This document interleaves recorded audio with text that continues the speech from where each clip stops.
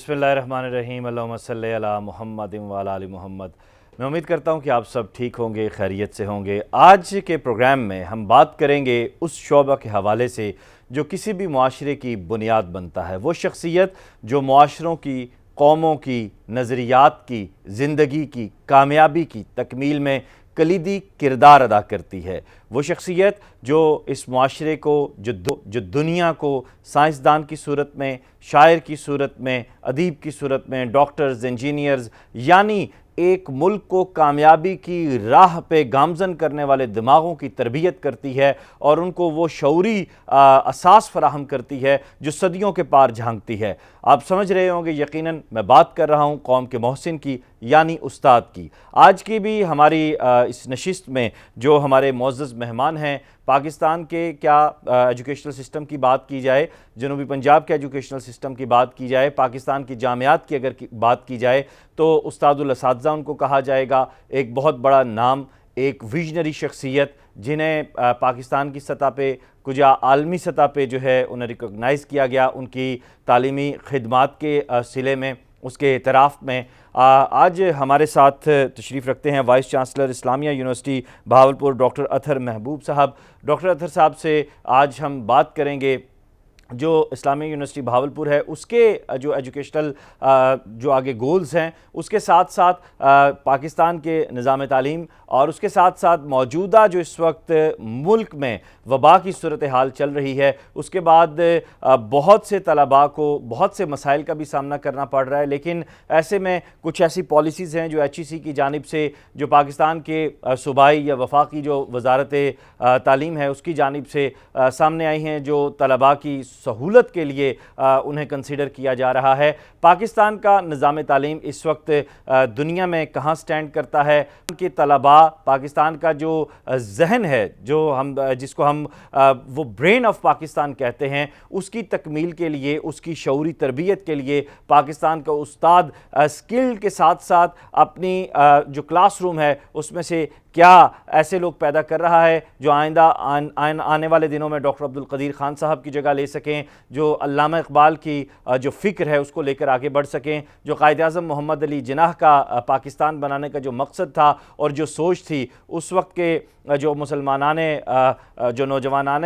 ہندوستان تھے اس وقت کے پاک و ہند کے بر صغیر کے، انہوں نے کلیدی کردار ادا کیا تھا۔ کیا ہمارے کلاس رومز میں سے آج ایسے طلباء ہمارے اساتذہ تیار کر کے، ایسے اذہان تیار کر کے معاشرے کو دے رہے ہیں؟ اس سب پہ بات کریں گے ڈاکٹر اطہر محبوب صاحب سے۔ سر، آپ کو خوش آمدید کہتا ہوں آج کے پروگرام میں۔ السلام علیکم۔ وعلیکم السلام وقاص، شکریہ بہت بہت۔ سر، ہمارے پروگرام کا جو پہلا حصہ ہے، چونکہ اس میں ہم بات کرتے ہیں آپ کی ابتدائی زندگی کے حوالے سے، آپ کی کامیابیوں کے حوالے سے، آپ کی خوشیوں کے حوالے سے، آپ کی یادوں کے حوالے سے، تو ہم اسی روایت کو آگے بڑھائیں گے، اسی تسلسل کو برقرار رکھیں گے۔ تو آپ سے بھی جاننا چاہیں گے کہ آپ کا بنیادی تعلق جو ہے وہ پاکستان کے کس حصے سے ہے، اور آپ کی جو بچپن کی یادیں ہیں وہ بھی اس کے ساتھ ہمارے ساتھ شیئر کیجیے گا۔ جی، میں 13 جنوری سن 1971 کو کراچی میں Pakistan air force base Korangi creek میں پیدا ہوا تھا۔ میرے والد گروپ کیپٹن قاضی محبوب الحق اس وقت کورنگی ایئر فورس بیس پر پوسٹڈ تھے۔ وہ پاکستان ایئر فورس میں GD پائلٹ تھے، اور اس وجہ سے ان کی جو پوسٹنگ ہے وہ مختلف ایئر فورس کے اسٹیشنز پہ رہی۔ فرانس بھی گئے وہ ایک ایئر فورس کے اسائنمنٹ پہ، انگلینڈ بھی 4 سال رہے۔ تو ان ساری جگہوں پہ، کراچی، راولپنڈی، پشاور، ہمیں ٹائم گزارنے کا موقع ملا، ادھر اسکولوں میں پڑھنے کا موقع ملا۔ تو جو میری ابتدائی زندگی ہے اس میں جو تعلیم تھی وہ ایئر فورس بیس کے ڈیفرنٹ سکولز میں ہوئی۔ کچھ عرصہ میں نے انگلینڈ میں پڑھا، اور میٹرک میں نے کیڈٹ کالج پٹارو سے کیا تھا۔ اس کے بعد انٹرمیڈیٹ میں نے PAF ڈگری کالج پشاور سے کیا، اور پھر 1988 میں الیکٹریکل انجینئرنگ کی اعلیٰ تعلیم حاصل کرنے کے لیے BS الیکٹریکل انجینئرنگ میں کرنے کے لیے امریکہ چلا گیا تھا۔ صحیح۔ یعنی سر، اگر آپ کے بچپن کی بات کی جائے اور اس کے بعد پھر لڑکپن کی، تو وہ ایک عسکری فضا سے آپ گزرتے ہوئے آئے، اس تربیت سے گزرتے ہوئے آئے، تو آپ کا بچپن یقیناً جو دیگر بچے ہوتے ہیں ان سے مختلف ہوگا۔ جی بالکل، جیسا آپ نے فرمایا وقاص، کیونکہ اب ایک ایئر فورس کی فیملی سے، ایک ملٹری فیملی سے میرا تعلق تھا، اور دیگر کئی رشتہ دار بھی آرمی، نیوی اور ایئر فورس میں تھے تو اور کیڈٹ کالج پٹارو سے بھی میں نے پڑھا جو کہ پاکستان نیوی اور آرمی کے زیر انتظام ایک کیڈٹ کالج تھا. تو میری تربیت ایک عسکری گھرانے سے ہوئی اور بچپن سے ہی ملک کی محبت, قوم کی محبت اور ملک کے دفاع کا جذبہ ہمارے دلوں میں بستا تھا. اور ہم 14 اگست کو 23 مارچ کو بہت جوش و خروش سے مناتے تھے, یہاں تک کہ سن 1974 سے سن 1979 تک 5 سال تک میرے والد صاحب جو تھے وہ اٹلانٹک جو اینٹی سب مرین ایئر کرافٹ ہے اس کو فلائی پاس میں اڑاتے تھے. اور مجھے یاد ہے اچھی طرح کہ ہم پریڈ میں کراچی میں بیٹھ کر ٹی وی پہ شوق سے انتظار کرتے تھے کہ کب اٹلانٹک کا فلائی پاسٹ ہوگا اور ہمارے والد صاحب جہاز لے کر اوپر سے گزریں گے. اس کے علاوہ یہ ہے کہ جب چھوٹے تھے تو کئی دفعہ ایئر فورس اور نیوی کے بیسز کا وزٹ کرتے تھے, شپس کا, جہازوں کا, جہاں ان کے بارے میں معلومات دی جاتی تھی. اور پھر چونکہ مطالعے کا شوق تھا, کیڈٹ کالج پٹارو میں بھی پڑھا, تو اردو میں وہ کتابیں, وہ ناول جس سے دل میں ملک و ملت سے محبت کا جذبہ ہو, تو وہ اس سے ہمارا ذہن آراستہ ہوا. اور پھر جب میں اعلیٰ تعلیم حاصل کرنے امریکہ گیا تو وہاں بھی 8 سال کافی دیار وطن سے دوری میں گزارے اور ملک کی خدمت کرنے کا جذبہ دل میں جوش ہمیشہ مارتا رہا. تو فائنلی پھر 1996 میں 8 سال یونائٹڈ اسٹیٹس میں فلوریڈا اسٹیٹ یونیورسٹی سے بیچلرز الیکٹریکل انجینئرنگ میں اور پھر ماسٹرز 1995 میں جب میں نے کمپلیٹ کر لیا تو 1996 کے شروع میں پاکستان واپس آ گیا اور یہاں آ کر میں شعبہ تعلیم سے منسلک ہو گیا. صحیح ماشاءاللہ سر, بہت خوبصورت آپ کی یادیں ہیں. تو بچپن کے جو آپ کے دوست ہیں, کیا آپ کو یاد ہیں ان کے ساتھ جو آپ کی لڑکپن کی کچھ شرارتیں, کچھ یادیں, وہ ہمارے ساتھ شیئر کیجیے. جی بہت اچھی یادیں ہیں. اس میں خاص طور پہ میں ذکر کرنا چاہوں گا کہ پاکستان کی ایک مشہور فنکار اور مشہور نوجوان تھے جنید جمشید. تو جنید جمشید اور ہماری فیملی اور ان کی فیملی, ہم لوگ ایک ساتھ رہتے تھے کراچی میں پی این ایس کارساز پہ. 5 سال ان کے والد صاحب بھی نیوی میں تھے اور میرے والد صاحب بھی, اور پھر بچپن میں ہم لوگ ایک ساتھ کھیلا کرتے تھے. اور دیگر اسی طرح کے دوست تھے جن کے ساتھ ہماری اچھی یادیں ہیں. بہت سارے بچپن کے دوست آگے بڑھ کر بڑی بڑی پوزیشنز پہ پہنچے. کچھ سلیکن ویلی میں امریکہ میں انہوں نے اپنی کمپنیاں بنائیں. کچھ ایسے دوست تھے جن کو میں اپنے اسکول میں تعلیم کے دوران بیٹ کرتا تھا, میں فرسٹ آتا تھا, لیکن جب وہ امریکہ گیا, میں امریکہ گیا الگ الگ اداروں میں, تو انہوں نے اپنی جو تعلیمی قابلیت کا لوہا منوایا, میں نے اپنی تعلیمی قابلیت کا لوہا منوایا. تو ہمارا بچپن بڑا اچھا تھا, کھیلنے کودنے میں بھی گزرا, پڑھائی میں, مقابلوں میں گزرا. اور اب ہم دیکھتے ہیں کہ سارے دوست اپنی اپنی زندگی کی الگ الگ راہوں میں مختلف جگہوں پہ اعلیٰ مقامات حاصل کرتے رہے, اور اللہ تعالیٰ نے ہمیں بھی جو ہے موقع دیا کہ ہم نے اپنے ملک کی خدمت کی اور اس عہدے پر, وائس چانسلر کے عہدے تک پہنچ کے جس طرح ہمارے اساتذہ نے ہماری تربیت کی تھی, وہ ہمارے لیے رول ماڈل تھے. ان کی شفقت اور محبت اور ان کی دی گئی جو تعلیم کا جو زیور تھا, اس سے ہم نے اپنی زندگی کامیاب بنائی اور ڈیولپ ہوئی. تو اسی طریقے سے اب شعبہ تعلیم سے منسلک ہو کے ایک دلی مسرت اور تقویت ہوتی ہے کہ ہم بھی آنے والی جنریشن کی اسی طرح گرومنگ اور ڈیولپمنٹ کر رہے ہیں جس طرح ہمارے اساتذہ نے ہماری گرومنگ اور ڈیولپمنٹ کی تھی. اور بغیر اچھے شفیق محبت کرنے والے اساتذہ کے میں سمجھتا ہوں کہ یہ ہونا ناممکن ہے. صحیح. تو سر ہم نصابی سرگرمیوں میں بھی کیا آپ حصہ لیتے تھے, اور سپورٹس میں کیا پسند تھا آپ کو؟ کیا اسکول, کالج, یونیورسٹی کی سطح پہ آپ نے سپورٹس پہ بھی حصہ لیا؟ جی بالکل, یہ بہت اچھا سوال ہے. ظاہری بات ہے کہ ہر فن مولا تو کوئی نہیں ہو سکتا. میں پڑھائی میں بہت اچھا تھا, فرسٹ آتا تھا ہمیشہ کلاس میں, اور اس کے علاوہ جو ایکسٹرا کریکولر ایکٹیویٹیز تھیں, چاہے وہ کوئز کمپٹیشنز ہوں, چاہے اسپیچز اور ڈیبیٹس ہوں, تو اس میں ہمیشہ میں فرسٹ, سیکنڈ یا تھرڈ پوزیشن حاصل کرتا تھا اور اکثر اپنے سے سینئر اسٹوڈنٹس کو بھی بیٹ کرتا تھا. لیکن جب پھر فیلڈ گیمز کا وقت آتا تھا تو اس میں تھوڑا سا میں چور تھا, تو مجھے انڈور گیمز جیسے ٹیبل ٹینس پسند تھا, ہارس رائڈنگ پسند تھی, شوٹنگ کلب میں کافی عرصے ایکٹیو رہا. تو باقی جو بہت زیادہ دوڑنے والی گیمز تھیں وقت کے ساتھ ساتھ اس میں میرا دل زیادہ نہیں لگتا تھا. صحیح. اچھا سر, شادی آپ کی کیا پسند سے ہوئی یا فیملی کی پسند تھی, والدین کی, اور کتنے بچے ہیں آپ کے ماشاءاللہ, کیا کر رہے ہیں آج کل؟ جی میری شادی سن 1996 میں جب میں امریکہ سے واپس آیا اس کے بعد ہوئی. میری شادی میری خالہ بہن ہے رابعہ ان کے ساتھ ہوئی. تو بنیادی طور پر تو وہ میری والدہ کی پسند تھیں, لیکن وہ میرے لیے ایک بہت ہی جسے کہتے ہیں ایک سپورٹیو ساتھی ہیں. انہوں نے میری جتنی پروفیشنل لائف ہے پچھلے 26 سال کی اور جو میری ان کے ساتھ زندگی گزری, اس میں انہوں نے ہمیشہ مجھے اس طرح سپورٹ کیا کہ میں جہاں تک پہنچ پایا ہوں اس میں ان کا کنٹریبیوشن جو ہے وہ بے مثال ہے. اور انہوں نے نہ صرف مجھے سپورٹ کیا مورلی, بلکہ جو ہمارے 5 بچے ہیں ان کی تربیت, ان کی تعلیم, اس میں بھی ان کا بہت بڑا کنٹریبیوشن ہے. انہوں نے ہمیشہ سیکریفائس کیا اس ریلیشن شپ میں. میں ہمیشہ لانگ آورز کام کرتا رہا. شادی کے تیسرے دن میں اپنی جاب پر واپس چلا گیا تھا, اور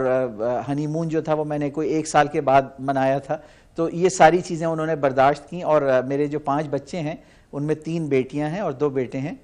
سب سے بڑی بیٹی رملہ وہ اس وقت BS پولیٹیکل سائنس اور انٹرنیشنل افیئرز میں امریکہ سے فلوریڈا اسٹیٹ یونیورسٹی سے کر رہی ہیں, اسی یونیورسٹی سے جہاں سے میں نے اعلیٰ تعلیم حاصل کی تھی. اصل میں میرے والدین یعنی بچوں کے دادا اور دادی پچھلے کوئی 26 سال سے امریکہ میں سیٹلڈ ہیں. جب میں پاکستان واپس آیا تھا تو میرے والدین امریکہ مائیگریٹ کر گئے تھے. تو اس وقت میرے 4 بچے اپنے دادا اور دادی کے ساتھ فلوریڈا میں رہتے ہیں. تو رملہ جو ہے وہ BS کمپلیٹ کر رہی ہیں انٹرنیشنل افیئرز اور پولیٹیکل سائنس میں. سیکنڈ نمبر پہ بیٹا ہے عمار جو کہ الیکٹریکل انجینئرنگ کے 3rd ایئر میں پڑھ رہا ہے فلوریڈا اسٹیٹ یونیورسٹی میں. 3rd نمبر پہ بیٹی ہے رمشا محبوب. رمشا جو ہیں اس وقت BS کمپیوٹر سائنس کا 1st ایئر کمپلیٹ کرنے والی ہیں. 4تھے نمبر پہ بیٹا ہے ارسلان محبوب, وہ اس وقت وہاں ہائی اسکول کمپلیٹ کر رہے ہیں, 10th کلاس میں ہے. 5ویں میری بیٹی ہے سب سے چھوٹی فرح محبوب, وہ اس وقت کلاس 5 میں ہمارے ساتھ ادھر پڑھتی ہے بہاولپور میں صادق پبلک اسکول میں. صحیح ماشاءاللہ, بہت روشن اور بہت شاندار آپ کا زندگی کا سفر ہے. اللہ تعالیٰ ایسے ہی جگمگاتا رکھے. اور ڈاکٹر اطہر محبوب صاحب ہمارے آج کے پروگرام سوال نامہ کے مہمان بنے ہیں. ڈاکٹر صاحب سے ان کی زندگی کی جو ابتدائی حصہ ہے وہ یادیں اور بہت خوبصورت اور بہت شائننگ جو ہے وہ کریئر ڈاکٹر صاحب کا, اسی طرح تعلیمی کا, وہ آپ نے سنا, وہ جانا, وہ آپ نے دیکھا. بریک کی جانب بڑھیں گے, بریک کے بعد واپس آئیں گے. تو چونکہ ڈاکٹر صاحب امریکن ایجوکیشن سسٹم کو بھی سمجھتے ہیں اور پاکستان کے اس وقت نظام تعلیم پر بھی بہت گہری نگاہ رکھتے ہیں, سو آج کے پروگرام میں بہت اہم گفتگو ہونے جا رہی ہے پاکستان کے نظام تعلیم کو لے کر. میرے ساتھ رہیے گا.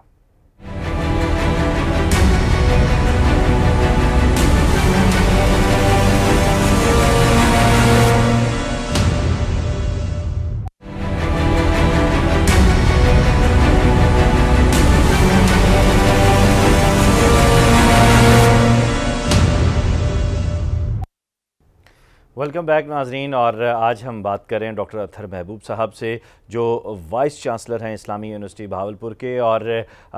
اب ہم بڑھتے ہیں ان سوالات کی جانب جن کا تعلق آپ سے ہے, جن کا تعلق پاکستان کے مستقبل سے ہے, جن کا تعلق پاکستان کی شعوری مستقبل سے ہے, جن کا تعلق پاکستان کے معاشرے کو ایک عظیم معاشرہ بنانے سے ہے. تو سب سے پہلے تو ڈاکٹر صاحب میں آپ سے یہ جاننا چاہوں گا کہ کتنا عرصہ ہوا آپ کو یہاں پہ ایز اے وائس چانسلر تعینات ہوئے, اور آپ نے یہاں آنے کے بعد کیا انقلابی تبدیلیاں کی؟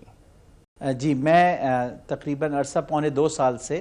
اسلامیہ یونیورسٹی آف بہاولپور میں وائس چانسلر کے طور پر سرو کر رہا ہوں. میری تعیناتی 26 جولائی 2019 کو ہوئی تھی. اس سے پہلے میں 4 سال Khwaja Farid university of engineering and information technology Rahim Yar Khan میں وائس چانسلر تھا, جس کو میں نے اسکریچ سے اسٹیبلش کیا, اور تقریباً 9 سے 10 ہزار اسٹوڈنٹس کے درمیان وہاں پر ہو چکے تھے جب میں نے خواجہ فرید یونیورسٹی کی باغ ڈور چھوڑی. وہاں ہم نے بلڈنگز بنائیں, وہاں ہم نے انیشلی ساری مینجمنٹ ٹیم اور فیکلٹی سیٹ اپ کی. تو اس تجربے کے بعد جو جنوبی پنجاب کے جنوبی ترین ضلع میں تھا, حکومت پنجاب نے مجھے سلیکٹ کیا اسلامیہ یونیورسٹی آف بہاولپور کی قیادت کے لیے. اور اسلامیہ یونیورسٹی آف بہاولپور ایک عظیم مادر علمی ہے جو تقریباً جس کی تاریخ تقریباً 100 سال پر محیط ہے. یہ 1925 میں ریاست بہاولپور کے نواب صاحب سر صادق خان the 5th نے اس کو جامعہ عباسیہ کے طور پہ اسٹیبلش کیا تھا, اور ان کا ویژن یہ تھا کہ جامعۃ الازہر کے پیٹرن پر ایک عظیم درسگاہ بنائی جائے. جامعۃ الازہر بھی جو تھی وہ ایک ملٹی ڈسپلنری انسٹیٹیوشن ہے جو صدیوں سے اسلامی تعلیم اور روایات کا امین رہا ہے. تو یہ جامعہ عباسیہ جو تھا یہ سن 1925 سے لے کے 1975 تک اپنے پہلے فیز میں جامعہ عباسیہ اور جامعہ اسلامیہ کے نام سے جانا جاتا رہا. 1960s میں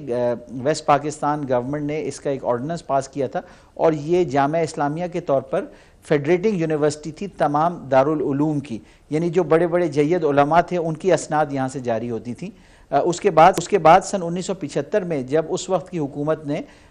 کئی نئی یونیورسٹیز کا اعلان کیا, گومل یونیورسٹی ڈیرہ اسماعیل خان, ملتان میں یونیورسٹی کا اعلان کیا گیا, تو بہاولپور کے لوگوں کی ڈیمانڈ پر یہ فیصلہ ہوا کہ بہاولپور میں جو جامعہ اسلامیہ ہے اس کو دا اسلامیہ یونیورسٹی آف بہاولپور کے نام سے جنرل پبلک یونیورسٹی کا چارٹر دیا جائے گا. تو اس وقت پھر اس یونیورسٹی کے ایک نئے دور کا آغاز ہوا. اس کا شہر میں وہ تاریخی کیمپس موجود ہے جو نواب آف بہاولپور نے اس کو دیا تھا, وہ اولڈ کیمپس یا عباسیہ کیمپس کہلاتا ہے, جو تقریباً 30 ایکڑ کے رقبے پر شہر کے وسط میں ہے. پھر 1975 میں 1300 ایکڑ اراضی اس کو دی گئی اور بغداد الجدید کیمپس جو اس کا نیو کیمپس کہلاتا ہے اس کی تعمیر کا آغاز ہوا. اس وقت یونیورسٹی کے 5 کیمپسز ہیں, بہاولپور میں 3 کیمپسز ہیں, ایک بہاول نگر میں اور ایک رحیم یار خان میں. تو جب میں نے اسلامیہ یونیورسٹی بہاولپور کو جوائن کیا تو اس وقت جو ڈپارٹمنٹل چیئرپرسنز تھے, ڈینز آف دا فیکلٹیز تھے, دیگر ایڈمنسٹریٹو آفیسرز تھے, ان سے بریفنگ لینے کے بعد میں نے یہ اندازہ لگایا کہ جامعہ کو درپیش جو چیلنجز ہیں اس میں ایک بڑا چیلنج تو یہ سامنے آیا کہ اسٹوڈنٹ انرولمنٹ کافی گھٹ چکی تھی اور کافی سارے پروگرامز بند کر دیے گئے تھے, اور کمیونٹی جو تھی اس کی جو ایکسپیکٹیشنز تھیں اسلامیہ یونیورسٹی آف بہاولپور سے وہ میٹ نہیں ہو رہی تھی. تو ہم نے پھر ایک پلان بنایا, ہم نے ایک اسٹریٹجی ڈیوائز کی جس کے کچھ میجر ایلیمنٹس تو یہ تھے کہ ہم نے اپنے اسٹوڈنٹ انرولمنٹ کو ریوائیو کرنا ہے, ہم نے جو ایکیڈیمک پروگرامز ہیں جو کمیونٹی کی نیڈ کے مطابق ہیں ان کو ری سٹارٹ کرنا ہے, نئے ایکیڈیمک ڈسپلنز اور پروگرامز لے کر آنے ہیں, جو ایڈمنسٹریٹو ایشوز پینڈنگ تھے کافی عرصے سے, ریگولرائزیشن امپلائیز کی, پروموشنز, ری اسٹرکچرنگ آرگنائزیشن کے اندر, تو وہ پلان بنا کر ہم نے اس پر جب عمل درآمد شروع کیا تو کئی کامیابیاں ہم نے اب تک حاصل کی ہیں. پچھلے 20 مہینوں کے دوران اسلامیہ یونیورسٹی آف بہاولپور میں اسٹوڈنٹ انرولمنٹ 12,000 سے بڑھ کر اب 45,000 ہو چکی ہے. 45,000 45,000 آن کیمپس اسٹوڈنٹس ہیں, جس کے بعد ہم پنجاب کی دوسری بڑی جامعہ تو بن چکے ہیں, لیکن جس پاتھ پہ ہم چل رہے ہیں اس رستے پہ چلتے ہوئے شاید اسی سال کے آخر تک ہم پنجاب کی سب سے بڑی جامعہ بن جائیں. جو ری اسٹرکچرنگ ہم نے کی ہے اس میں 6 فیکلٹیز جو تھیں اور 4 یونیورسٹی کانسٹیٹیوئنٹ کالجز تھے ان کو ری آرگنائز کیا گیا, اور اس وقت 13 فیکلٹیز اور 4 کانسٹیٹیوئنٹ کالجز ہیں. جو کچھ فیکلٹیز تھیں کافی عرصے سے جیسے ایگریکلچر اور ویٹنری کی اور سوشل سائنسز کی جن کی ضرورت تھی وہ ہم نے کریٹ کی. جو اساتذہ کا نمبر تقریباً 550 تھا, اس وقت فل ٹائم اساتذہ جو ہیں وہ 1000 کے قریب ہیں اور اس سے تجاوز کر رہے ہیں. مزید یہ کہ جو پارٹ ٹائم فیکلٹی ہے وہ تقریباً 1200 فیکلٹی ممبرز کی ہے. ہم نے کئی ڈپارٹمنٹس کو ری اسٹرکچر کیا, ری آرگنائز کیا, ان کو اسٹرینگتھن کیا تاکہ اسٹوڈنٹ کو اچھی سروسز دی جا سکیں. ٹرانسپورٹ میں ہم نے انقلابی اقدامات کیے. ہم نے اس وقت میرے جوائن کرنے کے بعد سے تقریباً 20 سے زائد بسز کا اضافہ ہو چکا ہے, اور جو یونیورسٹی کے پک اینڈ ڈراپ روٹس ہیں جو کہ پہلے صرف بہاولپور شہر کے اندر چلا کرتے تھے, اب تقریباً 60 کلومیٹر کے ریڈیس میں جو ارد گرد چھوٹے شہر ہیں جیسے خانقاہ شریف ہے, خیرپور ٹامے والی ہے, لال سہانرہ ہے, یزمان ہے, احمد پور شرقیہ ہے, تو یزمان ہے, ان سارے شہروں تک صبح کے ٹائم پہ بسز جاتی ہیں اور بچیوں کو پک اینڈ ڈراپ سروس دی جاتی ہے اور وہ شام کو سکون سے اپنے گھر پہنچ جاتے ہیں. تو ہم نے پبلک کو فیسیلیٹیٹ کیا. ہم جو نئے پروگرامز اور انیشیٹیوز لے کے آئے ہیں اس میں ہیلتھ سیکٹر کے ہم نئے پروگرامز لائے ہیں. کالج آف نرسنگ میں جو ہم نے قائم کیا اس میں جلدی کلاسز کا آغاز ہونے والا ہے. اس کے علاوہ medical laboratory technology, physiotherapy, human nutrition and diet, اس طرح کے پروگرامز لے کے آئے. ایگریکلچر میں اسٹوڈنٹس کی انرولمنٹ ہم نے بڑھائی ہے. کمپیوٹنگ فیکلٹی کو ری آرگنائز کیا اور کمپیوٹنگ فیکلٹی میں 5 ڈپارٹمنٹس ہم لے کے آئے ہیں. Computer science, soft ware engineering, artificial intelligence, data science, information security, اور اسی طریقے سے جو ویٹنری کالج تھا اس کو اپ گریڈ کر کے ہم نے فیکلٹی کا درجہ دیا ہے. فل ٹائم فیکلٹی جیسے میں نے آپ کو بتایا تقریباً 1000 ہو چکی ہے, اور اگلے 6 مہینے میں اس میں مزید 200 سے 300 فل ٹائم فیکلٹی ممبرز کا اضافہ کیا جائے گا. کرنٹلی ہمارے پاس 450 P H D qualified faculty ہے, اور یہ نمبر ہم سمجھتے ہیں کہ 600 سے زیادہ تجاوز کر جائے گا اگلے 6 مہینے میں. تو ان ساری اچھی تبدیلیوں کے بعد اسلامیہ یونیورسٹی آف بہاولپور میں ہم نے کلین اینڈ گرین کیمپس کے طور پہ کہیں پہ بھی جہاں کہیں مٹی یا ریتیلے میدان ہوتے تھے ان پہ گراس کورز کر کے لش گرین لانس کریٹ کیے ہیں. پانی کا جو نظام تھا جس سے کیمپس کو گرین رکھا جاتا تھا اس کو سٹریم لائن کیا, ایریگیشن کے ہم نے پروجیکٹس کیے ہیں بہت سارے, اور ایگریکلچر میں ہم نے فیکلٹی کو متحرک کیا, ان کو گرانٹس دیں, اور کئی طرح کے نئے ایگریکلچرل ریسرچ پروجیکٹس وہ کر رہے ہیں. اور ایگریکلچر میں ہم نے بہت ہی انقلابی کامیابی حاصل کی, جس میں میں آپ سے شیئر کرنا چاہوں گا کہ ہمارے یہاں کے ریسرچرز نے پچھلے 5 سال سے جو کام ہو رہا تھا, کاٹن کی نئی ورائٹیز لے کے آئے ہیں, جس میں کاٹن میں جو پاکستان کا ڈاؤن ورڈ ٹرینڈ تھا اس کو ختم کرنے کے لیے ایسے سیڈز ڈیولپ کیے ہیں کہ جو موسمیاتی تبدیلیوں کی موجودگی میں جو ایڈورس ایفیکٹس ہو رہے تھے ان کو میٹیگیٹ کرتے ہیں. ان میں وائرس پروٹیکشن ہے, اس میں کراپ جلدی میچور ہو جاتی ہے کیونکہ وہ 4 ہفتے پہلے کراپ میچور ہو جاتی ہے, اور کراپ جو ہے وہ سیدھی اس گرو کرتی ہے کاٹن کی, اور بالز جو ہیں وہ کاٹن کے وہ سٹیم پہ آتے ہیں, تو ییلڈ پر ایکر بھی اس میں زیادہ ہے. تو یہ کنٹریبیوشن ہے. وہ ویرائٹیز نہ صرف یہاں سائنٹسٹ نے ڈیولپ کی ہیں, ان کے نام پہ رجسٹر ہوئیں, یونیورسٹی کے نام پہ رجسٹر ہوئیں, بلکہ ریسنٹلی جب ان کو آکشن کیا گیا سیڈ کمپنیز کے ساتھ ہم نے تعاون کیا, تو اس سے توقع یہ ہے کہ تقریباً 100 ملین اینول یونیورسٹی کو اس پر انکم بھی ہوگی, اور مزید نئی ویرائٹیز ڈیولپ کرنے کے لیے ہمارے ایگریکلچر سائنٹسٹ اور پروفیسرز اس وقت کوشاں ہیں. صحیح, بہت شاندار, ماشاءاللہ ماشاءاللہ. اللہ تعالیٰ اس میں مزید برکت ڈالے اور آپ کی کامیابیوں کا یہ سلسلہ اسی طرح آگے بڑھتا رہے, پاکستان کا سبز ہلالی پرچم پوری دنیا میں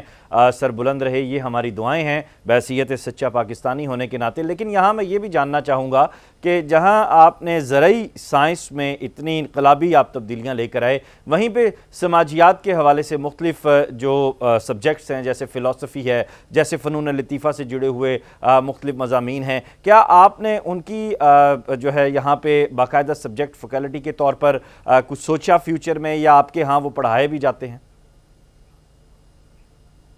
جی وقاص, بہت اچھا سوال ہے.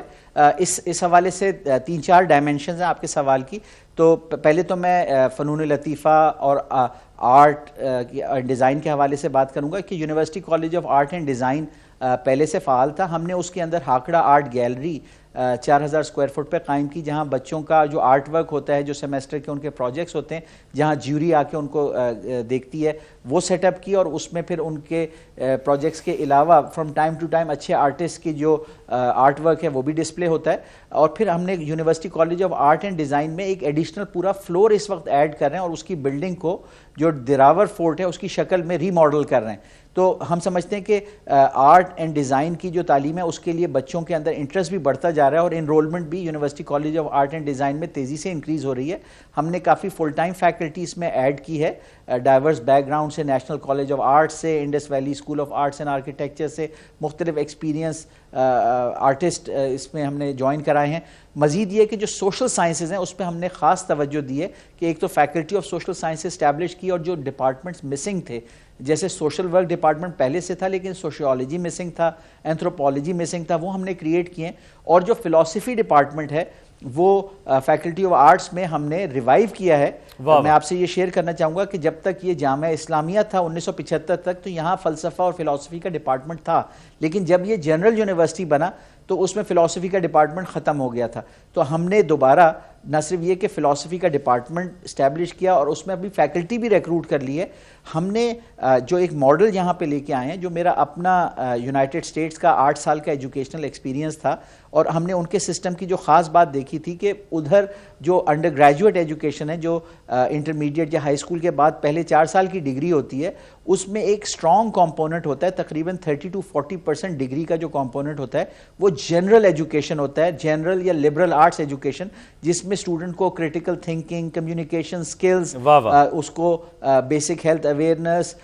کانسٹیٹیوشن اینڈ لیگل سسٹم, یہ ساری فنڈامنٹلز کے وہ ایک اچھا انسان اور اچھا شہری بن سکے پڑھائے جاتے ہیں. تو اس کو دیکھتے ہوئے اسلامیہ یونیورسٹی آف بہاولپور نے اپنے تمام بیچلرز پروگرام میں ایک 42 کریڈٹ آورز کا کامن جنرل ایجوکیشن کا کور لے کے آئے ہیں, جس میں اسلامیات اور پاکستان اسٹڈیز کے علاوہ communication skills, I T skills, basic health awareness, constitution and legal system of Pakistan, understanding the Quran, پھر یہ ہے کہ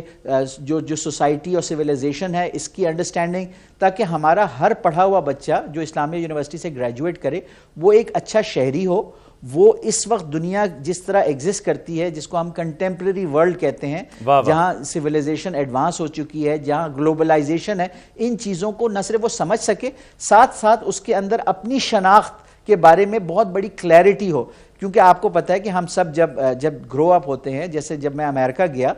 تو وہاں جا کے ایک کلچر شاک لگتا ہے اور ایک آئیڈینٹی کرائسس آتی ہے. بالکل. تو اس میں جب تک آپ کے اپنے نظریات کے بارے میں آپ کی آگہی نہ ہو، آپ کو اپنی تاریخ سے آگہی نہ ہو، اپنا تشخص آپ کو نہ پتہ ہو، تو آپ اس مغربی کلچرل یلغار کے آگے ایک بے بس ہو جاتے ہیں. تو میں سمجھتا ہوں کہ ہمارے پاس جو عظیم تہذیب، تمدن، روایات، ہمارا جو عظیم مذہب ہے، ایک ہماری تاریخ ہے، ایک آزاد قوم کے طور پہ ایک عظیم الشان ریاست اور سلطنتیں یہاں پہ قائم رہی ہیں، اور مشرق وسطیٰ اور ایشیا کے بڑے علاقوں میں مسلمانوں نے عظیم سلطنتیں کی. ہم اسی سلسلے کی کڑی ہیں، اس کی لڑی ہیں، ہم ایک اسی ہار کی ہم لڑی ہیں. تو میں سمجھتا ہوں کہ اسلامیہ یونیورسٹی آف بہاولپور کا اپنا جو فاؤنڈنگ فادرز کا ویژن تھا، اس سے الائن کر کے یہ جو کامن کور ہم لے کے آئے ہیں، جو ہر بیچلرز پروگرام میں امپلیمنٹ ہو رہا ہے، تو یہاں سے جو طالبات فارغ التحصیل ہوں گے ان کے اندر اپنی شناخت کے بارے میں بھی اپنی شناخت کے بارے میں آپ نے بہت کلیئر کیا ہے طلباء و طالبات کو. ڈاکٹر صاحب یہ بڑا ایک اہم سنگ میل آپ نے عبور کیا ہے. بریک کی جانب بڑھنے سے پہلے میں ناظرین کو یہ بتاؤں گا کہ ڈاکٹر اطہر محبوب صاحب ہمارے ساتھ موجود ہیں. پروگرام اپنے اختتام کی جانب بڑھ رہا ہے اور آخری حصے میں اب ہم پاکستان کی جو تعلیمی پالیسی ہے اس پہ بات کریں گے.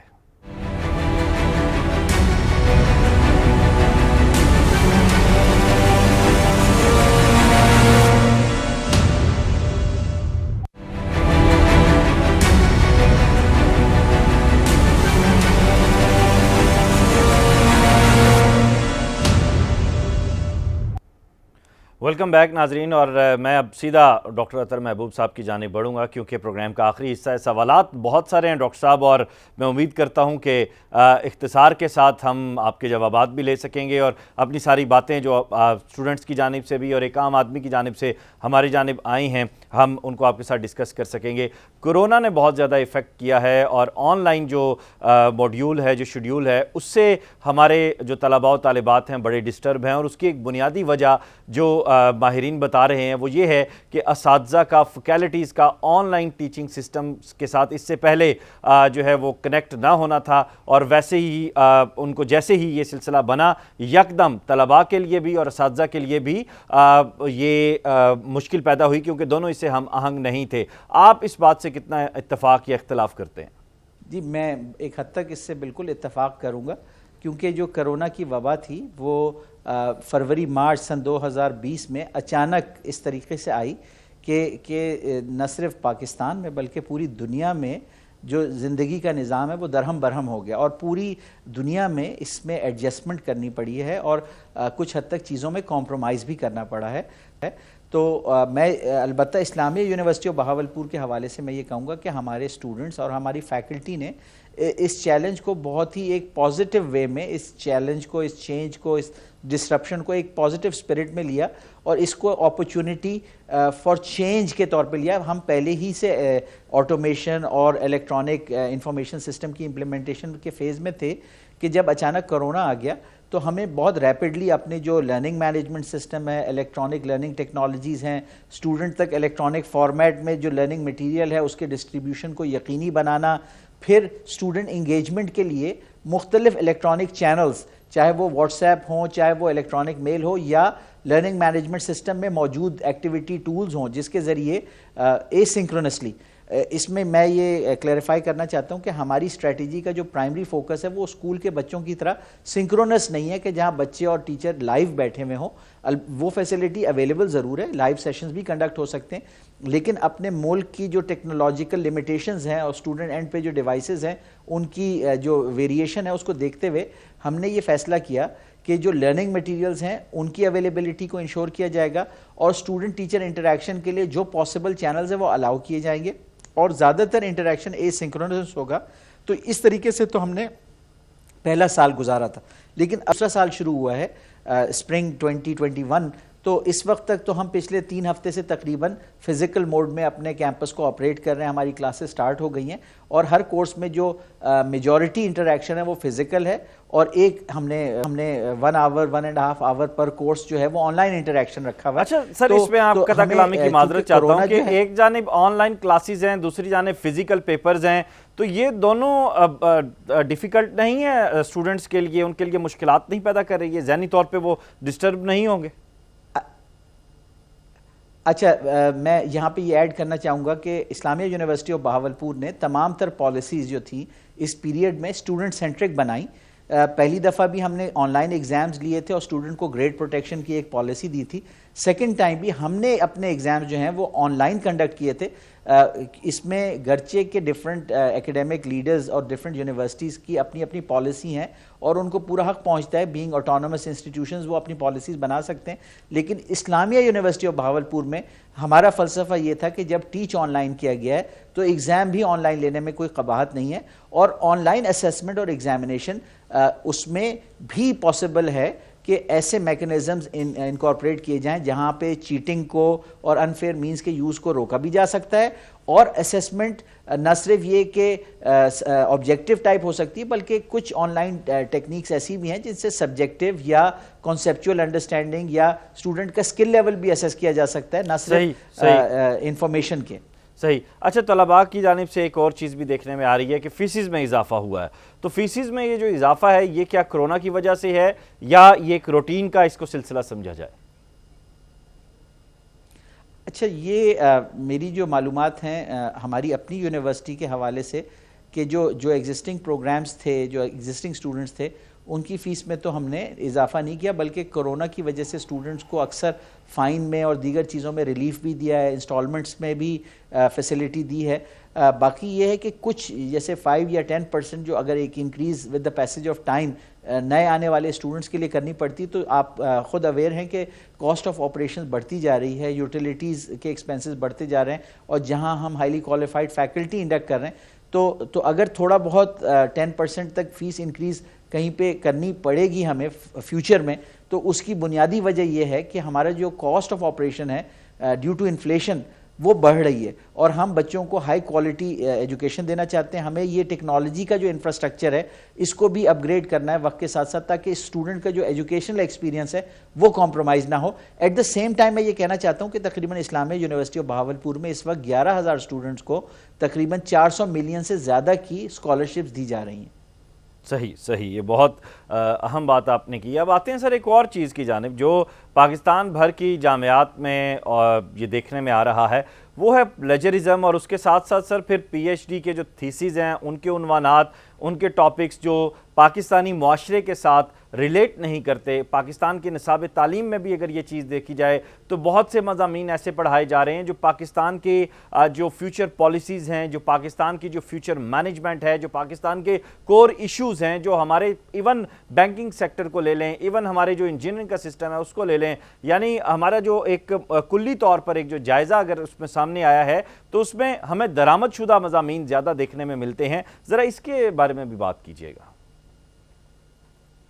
اچھا, بالکل, آپ کے سوال کی 2 ڈائمنشنز ہیں. پہلی ڈائمنشن جو پلیجرزم کے بارے میں, تو پلیجرزم جو ہے وہ بیسیکلی ایک ایکیڈیمک کرائم ہے کہ جہاں پہ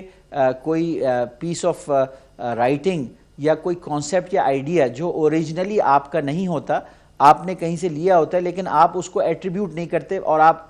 اس کے برعکس یہ کلیم کرتے ہیں کہ یہ اوریجنلی میرا آئیڈیا ہے. تو جب ایسا کوئی کیس رپورٹ ہوتا ہے تو اس کو ہینڈل کرنے کا ایک پروسیجر ہے. تو اس میں صرف یہ پوائنٹ آؤٹ کرنا چاہوں گا کہ اکثر اوقات جو پلیجرزم کیسز ہوتے ہیں, انصاف کا تقاضا یہ ہوتا ہے کہ اس کے اندر تھورو جسے کہتے ہیں انویسٹیگیشن ہو, اور اس کے جو پلیجرزم ہوا یا نہیں ہوا, انٹینشن تھی, نان انٹینشنل تھا, اس کی ایکسٹینٹ کیا ہے, اور کون سا جو اس کا آتھر ہے اس کا کتنا بلیم اس کے اوپر اسائن ہوتا ہے. تو یہ انصاف کا تقاضا یہ ہے کہ صرف الزام لگانا کافی نہیں ہے, اور الزام لگانے والے کو میں ذاتی طور پہ انصاف کے تقاضے کے تحت یہ کہوں گا کہ جج, جیوری اور ایگزیکیوشنر نہیں بن جانا چاہیے, بلکہ ہماری یونیورسٹی میں جو اسٹینڈنگ کمیٹی ہے وہ پراپرلی اس کی انویسٹیگیشن کرتی ہے، اور ہم نے پچھلے 2 سال میں جو میرا عرصہ اسلامیہ یونیورسٹی میں گزرا ہے، کئی پلیجرزم کے کیسز ڈیسائیڈ کیے ہیں، پینلٹیز لگائی ہیں، لوگوں کی پروموشنز ختم کی ہیں یا روکی ہیں، لیکن ایٹ دا سیم ٹائم جو پنشمنٹ ہوتی ہے وہ پروپورشنیٹ ٹو دا کرائم ہونی چاہیے. تو جو ہم بھی پنشمنٹس ہم نے دی ہیں تو اس میں ہم نے خیال رکھا ہے. البتہ یہ ضرور ہے کہ ہمارے ملک میں اکثر اوقات یہ ہوتا ہے کہ آپس کی لڑائیوں میں اور لیگ پولنگ میں ایک دوسرے کے اوپر کبھی کبھار ناجائز اور نازیبا الزامات بھی لگائے جاتے ہیں. تو ہمیں ہر پلیجرزم کیس کو اپنے طور پہ اس کی میرٹس اور ڈی میرٹس پہ ایویلیویٹ اور انویسٹیگیٹ کر کے پروپورشنیٹلی سزا دینی چاہیے تاکہ یہ ناسور ہمارے ایکیڈیمک سسٹم سے نکلے. دوسری طرف جو آپ کا سوال ہے کہ جو ہائر ایجوکیشن ریسرچ اور ٹیچنگ ہائر لیول پہ ہو رہی ہے کیا وہ نیشنل نیڈ سے مطابقت رکھتی ہے، تو ڈیفینیٹلی جب سے میں انگیجڈ ہوں ہائر ایجوکیشن میں، اسلامیہ یونیورسٹی میں بھی ہوں اور اس سے پہلے جہاں کہیں تھا، تو ہم نے تو یہاں ہر ممکن کوشش کر رہے ہیں کہ اپنے فیکلٹی ممبرز کو کنونس کیا جائے کہ اپنے جو ریسرچ ہے اس کو ریجنل اور نیشنل نیڈز سے الائن کریں تاکہ اس کا پھر امپیکٹ نظر آئے. تو یہاں پہ ہم نے دیکھا ہے کہ ہمارے سوشل سائنس میں بھی، آرٹس میں بھی اور سائنسز اور انجینئرنگ میں بھی زیادہ تر پروجیکٹس اب ایسے ہو رہے ہیں اور اسٹوڈنٹس اور ریسرچ ایسی کر رہے ہیں کہ جس کا بجائے سمپلی ریسرچ پبلیکیشن کے ایکچوئل کوئی کنٹریبیوشن ہو، کوئی نیشنل اگر اس بات کو آپ کی بات کو آگے بڑھایا جائے، آپ کی بات کو اگر بڑا کیا جائے ڈاکٹر صاحب، تو کیا آپ سمجھتے ہیں کہ یکساں نصاب تعلیم یا یکساں نظام تعلیم جس کی بات ہم ہر سال سنتے ہیں، ہمیشہ سنتے ہیں، ہر سیاسی جماعت آ کے کرتی ہے، قیام پاکستان سے لے کر اب تک یہ بات کی جا رہی ہے، لیکن ہمیں پرائیویٹ موڈیولز میں بھی، ہمیں سرکاری سیکٹر میں بھی کوئی یکساں نظام تعلیم یا نصاب تعلیم دیکھنے میں نہیں آ رہا. کیا یہ ایک فیلئر نہیں ہے پاکستان کا ایجوکیشن سسٹم کو لے کر؟ اچھا، بالکل، یہ آپ کا جو سوال ہے میں سمجھتا ہوں آپ کا فوکس جو ہے وہ K-12 یعنی پری اسکول سے لے کے 12ویں جماعت کے نصاب کے بارے میں ہے، جہاں ملک میں ملٹیپل سسٹم چل رہے ہیں کہ مدارس کا سسٹم الگ چل رہا ہے، اردو میڈیم اسکول الگ چل رہے ہیں، انگلش میڈیم الگ چل رہا ہے. انگلش میڈیم میں بھی جو ہے وہ اس میں بورڈ والا سسٹم الگ چل رہا ہے اور کیمبرج والا سسٹم الگ چل رہا ہے. تو ڈیفینیٹلی یہ ایک المیہ ہے اور ہمیں اس کو ریکٹیفائی کرنا چاہیے کہ ایک جیسا سسٹم ہونا چاہیے، اور نصاب جب ایک سسٹم ہوگا تو نصاب اسی حساب سے کامن ہو جائے گا. البتہ جب ہم بات کرتے ہیں ہائر ایجوکیشن کی یا یونیورسٹیز کی، تو وہاں پہ جو ہائر ایجوکیشن کمیشن ہے اور اس سے پہلے UGC تھا، تو وہاں کریکولم کمیٹیز ہوتی ہیں، تو اس میں ایک کافی زیادہ ہوموجینائٹی اور یونیفارمٹی پائی جاتی ہے. یونیورسٹیز میں جو ڈگریز کرائی جاتی ہیں وہ اسٹینڈرڈ HEC کریکولم کے ارد گرد ہی بیس کرتی ہیں، اور وہ کریکولم جو ہے سبجیکٹ ایکسپرٹس سے مل کے بنایا جاتا ہے، اور ہر 2 سے 3 سال میں 4 سال میں اس کی ریویژن بھی ہوتی ہے. اور پھر مختلف یونیورسٹیز اپنے حساب سے اس کے اندر جو ویلیو ایڈ کرنا چاہتی ہیں، ان کے boards of studies, academic council, اگر آپ کی بات کو اگر لیا جائے سر، تو اگر آپ کی بات کو لیا جائے تو کیا آپ سمجھتے ہیں کہ اس ساری گفتگو کو جو یونیورسٹیز کے حوالے سے آپ نے ابھی چند سیکنڈ پہلے کی، اس کو لے کر ہماری یونیورسٹیز جو ہیں پاکستان گورنمنٹ کو پالیسی میکرز دے رہی ہیں؟ ڈیفینیٹلی میں اس میں یہ کہنا چاہوں گا کہ جب recently ministry of education and training انہوں نے فروری میں ایک کال کی، ایک پالیسی کا ڈرافٹ دیا یا پوائنٹس دیے، اور پھر اس پہ ایک نیشنل ڈیبیٹ ہوئی، تو ہم نے اسلامیہ یونیورسٹی آف بہاولپور میں انٹرنل سٹیک ہولڈرز کے درمیان بھی جو ڈسکشن فورمز ہیں وہ کنڈکٹ کیا، اور اس کے بعد پھر ملٹی ڈے ایونٹس کنڈکٹ کیے، جس میں نہ صرف اپنی یونیورسٹی کے فیکلٹی ممبرز انگیج تھے بلکہ ساؤتھ پنجاب کی ساری یونیورسٹیز، مدارس کے جو اسکالرز تھے ان کو بلایا، اسکول کی لیڈرشپ کو بلایا، اسکول سسٹم کی، اور کمیونٹی لیڈرز، گورنمنٹ لیڈرز کو بلایا، اور ہم نے اس میں پالیسی ریکمنڈیشنز دی، اور ایک ضخیم والیوم آڈیو ویڈیو کا بھی اور ٹیکسٹ بیس ہم نے اپنی ریکمنڈیشنز کا ministry of education and national training کو سبمٹ کیا کہ جو different points of view national education policy کے حوالے سے اسلامیہ یونیورسٹی میں ڈسکس ہوئے اور